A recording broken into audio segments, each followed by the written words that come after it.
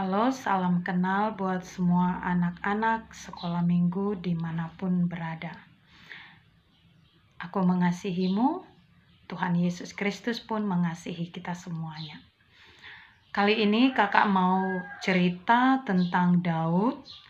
Daud adalah seorang anak yang taat dan takut akan Tuhan. Dia seorang yang suka memuji-muji akan nama Tuhan dan memuliakan akan nama Tuhan melalui puji-pujian dan melalui perkataan. Ya, Dek. Nah, kali ini kita bicara tentang Daud, di mana Daud itu mengalahkan Goliat, seorang yang besar badannya, ya kan? Dibandingkan Daud yang kecil. Dan Daud pun tidak ada belajar tentang berperang, bahkan memakai pedang pun Daud nggak tahu pada saat itu. Tapi dia turun tangan untuk memerangi Goliat yang memaki-maki dan menghina barisan tentara bangsa Israel. Nah, ketika itu kakak tertarik dengan perkataan Daud ini, ya, seperti tertulis di Samuel 17 ayat 1 Samuel 17 ayat 45 dan 46. Coba kita baca bersama-sama ya, Dik. Nah, tetapi Daud berkata kepada orang Filistin itu. Nah, orang Filistin itu di sini adalah Goliat. Kau mendatangi aku dengan pedang dan tombak dan lembing. Tetapi aku mendatangi engkau dengan nama Tuhan semesta alam, Allah segala barisan Israel yang kau tantang itu. Nah, dia di sini berkata kepada Goliat bahwa kau datang pakai pedang, pakai semua peralatan-peralatan canggih dari bangsamu, dari negaramu. Tapi aku datang membawa nama Allah segala barisan bangsa Israel yang kau hina itu, katanya di situ. Nah, di ayat 46-nya dia berkata, hari ini juga Tuhan akan menyerahkan engkau ke dalam tanganku, dan aku akan mengalahkan engkau dan memenggal kepalamu dan tubuhmu dari tubuhmu. Hari ini juga aku akan memberikan mayatmu dan mayat tentara orang Filistin kepada burung-burung di udara dan kepada binatang-binatang liar, supaya seluruh bumi tahu bahwa Israel mempunyai Allah.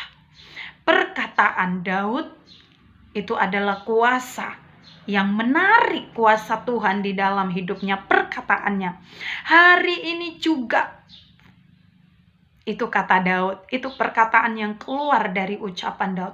Hari ini juga Tuhan akan menyerahkan engkau ke dalam tanganku. Dan apa yang diperkatakannya itu yang terjadi di dalam hidupnya.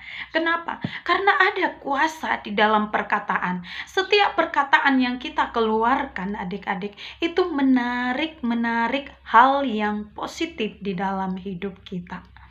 Jadi mari mulai hari ini pakai setiap perkataan yang keluar dari mulut kita untuk menarik kuasa Allah terjadi di dalam hidup kita masing-masing. Bagaimana dengan hidupmu?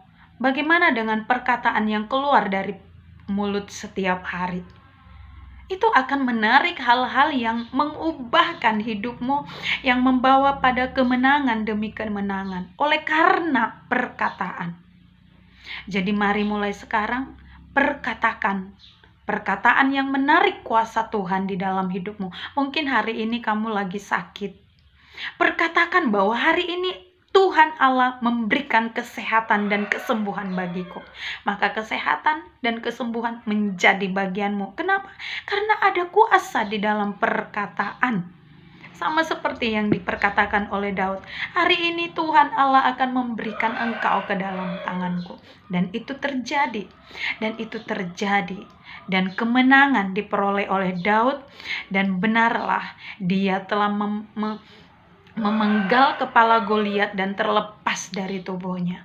Jadi adik-adik sekarang, mari pakai setiap perkataan kita untuk menarik kuasa Tuhan di dalam hidup kita. Kuasa apa yang mau terjadi dalam hidupmu? Mungkin cita-citamu saat ini, mungkin untuk memilih sekolah yang mungkin sangat membingungkan buat dirimu dan tidak mengenakkan. Mari mulai perkatakan apa yang mau kau perkatakan di dalam hidupmu. Perkatakanlah yang benar. Perkatakanlah yang manis. Maka semua yang manis akan mendatangi hidupmu setiap hari, setiap hari. Berjalan dengan perkataan iman, berjalan dengan perkataan di mana Roh Allah akan bekerja di setiap perkataan yang keluar dari mulut kita. Amin. Tuhan Yesus memberkati.